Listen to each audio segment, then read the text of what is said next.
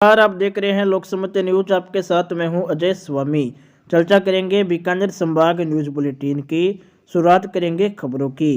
प्रदेश की कांग्रेस सरकार के 4 साल पूर्ण होने पर जहां कांग्रेस के मुखिया उनके मंत्री खुशियां मना रहे हैं, वहीं भारतीय जनता पार्टी ने कांग्रेस के 4 साल को जंगल राज और कुशासन बताते हुए प्रदेश भर में जन आक्रोश रैली निकालकर जनता को कांग्रेस सरकार की जन विरोधी नीतियों के बारे में जानकारी दी।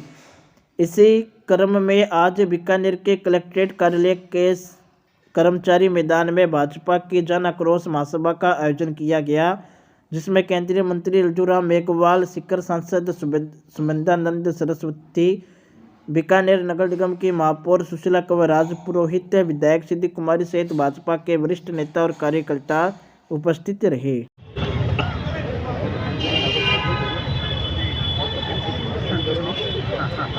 सरिता नाटा जी से आग्रह है कि वे पूरे प्रदेश में जन आक्रोश यात्रा पहले रथ के माध्यम से हुई और अब सभाएं 200 विधानसभाओं में हमारी आयोजित हो रही है। करीब करीब हम इस टारगेट को अचीव करने की ओर बढ़ गए हैं। 160 विधानसभाओं में सभाएं हो गई है। आज बीकानेर ईस्ट और वेस्ट दोनों की एक सभा है, जन आक्रोश सभा, और ब्लूंडकरण सबकी फिर 13 को है, कुछ गंगानगर जिले की बाकी है।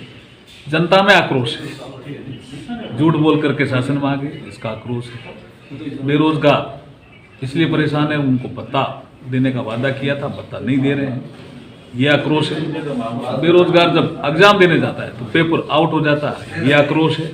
बिजली के दाम लगातार बढ़ रहे हैं, ये आक्रोश है। कानून व्यवस्था बिगड़ गई, दलितों पर अत्याचार बढ़ गई, महिलाओं पर अत्याचार बढ़ गई। तो ये जो आक्रोश है, इसी को ही प्रदर्शित भारतीय जनता पार्टी जन आक्रोश के रूप में करके यात्राएं भी की।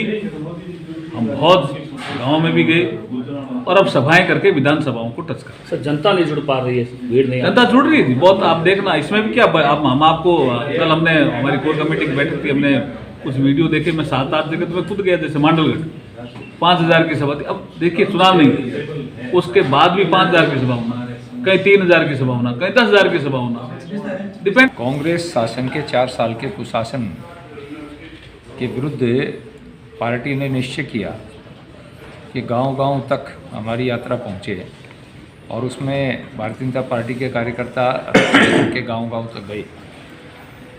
जनता के अंदर ये पाया कि कांग्रेस सरकार के समय में जो अत्याचार बढ़ा है, अन्याय बढ़ा है, बलात्कार बढ़े हैं, भ्रष्टाचार बढ़ा है, पेपर लीकिंग का मैटर आया है, इस सब के प्रति जो एक आक्रोश का वातावरण है, उसको संकलित करके और एक शक्ति का रूप दें। तो उसी रूप में अब विधानसभाओं की जनसभाओं की रैली हो रही है, पूरे प्रदेश में हो चुकी हैं, लगभग कुछ ही विधानसभाएं रही हैं। अगली खबर हमारी हनुमानगढ़ से। हनुमानगढ़ में भारतमाला रोड के लिए अधिग्रहण की गई कृषि भूमि के मुआवजा राशि दिलाने के लिए हनुमानगढ़ उपखंड अधिकारी और उनके बाबू के नाम से कथित रूप से 6,30,000 रुपये की रिश्वत लेने का मामला इन दिनों सुर्खियों में है। इसी मामले में शिकायतकर्ता की ओर से जिला कलेक्टर के मार्फत राष्ट्रपति को प्रार्थना पत्र देकर इच्छा मृत्यु की अनुमति देने की मांग की गई है। शिकायतकर्ता का आरोप है कि इस मामले में उसकी कोई सुनवाई नहीं हो रही है, जिस कारण उसे मजबूरन इच्छा मृत्यु की अनुमति मांगनी पड़ी। मेरी 14 SSW में ज़मीन है, जिसमें 1.25 बीघा भारतमाला में आई है। तो उसके पहले तो वो खाता अलग कराने में मैं आज 3 साल से यहाँ भटकता रहा हूँ।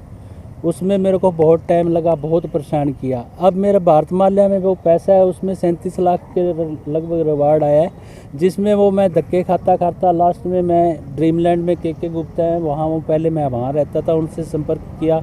वो कहते हैं अपने एक बंदा है, वो SDM साहब के जानकार हैं, अपने बात करते हैं। तो उनसे बात हुई तो वो सारी बात करके मेरे को के गुप्ता का फ़ोन आया और कहते आप NPS स्कूल में अजय जी गर्ग से मिल लो। मैं वहाँ मिला तो उसमें मिलने के बाद मेरे को वो कहते भी कितना रिवार्ड है, मैं कि 37 के लगभग रिवार्ड है, 36-80 है, 37 ऐसा रिवार्ड है। तो वो कहते जी बात मैं आपको करके फिर बताऊँगा। चलो 2 दिन बाद फिर फ़ोन आ गया तो कहते आप NPS में मिल लो। मैं गया तो कहते जी ऐसे है, कितना रिवार्ड? मैं जी 37 के लगभग। क्या 7 लाख रुपया लगेगा? तो वो कहते, वो मैं क्या उनको कहा भी मेरी हालत बहुत ख़राब है, मैं बिल्कुल फ्लॉप हो चुका हूँ, धक्के खा रहा हूँ। तो वो कहते चलो आपका ना, मैंने कहा है उनको भी 6 लाख में आपका हो जाएगा।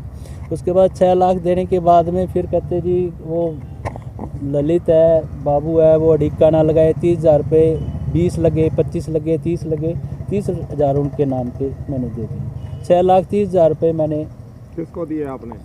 मैंने दिए, पहले मैं और गुप्ता जी आए, फिर अजय जी गर्ग को दिए। अच्छा, ज़मीन आपकी कहाँ थी? ये 14 SSW में है, जो बुल्ट शोरूम है उसके बिल्कुल सही। तो इनके कोई अधिकारियों को भी किसी की भूमिका है एसडीएम की या किसी और की?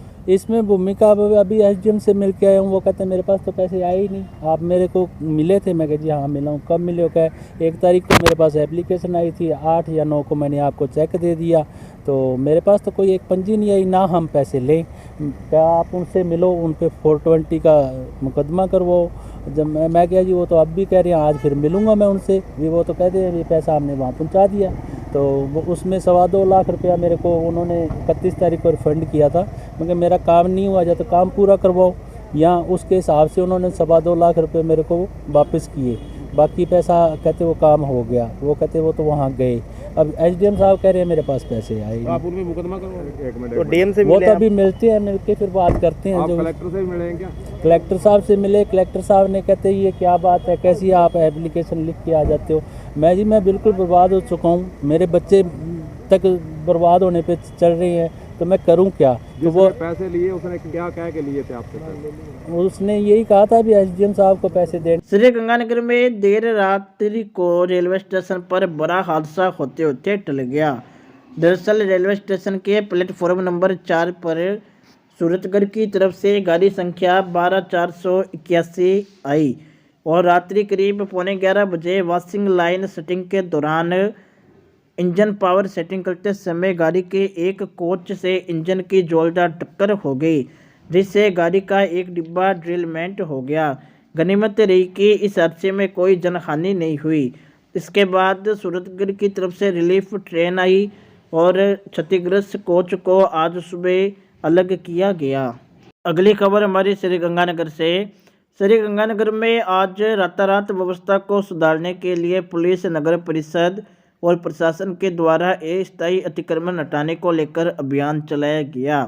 मुख्य रूप से शहर के गोल बाजार क्षेत्र में यह कार्रवाई हुई, जिसमें जिन लोगों ने दुकानों के बाहर सड़क पर सामान सजा रखा था उसे हटवाया गया।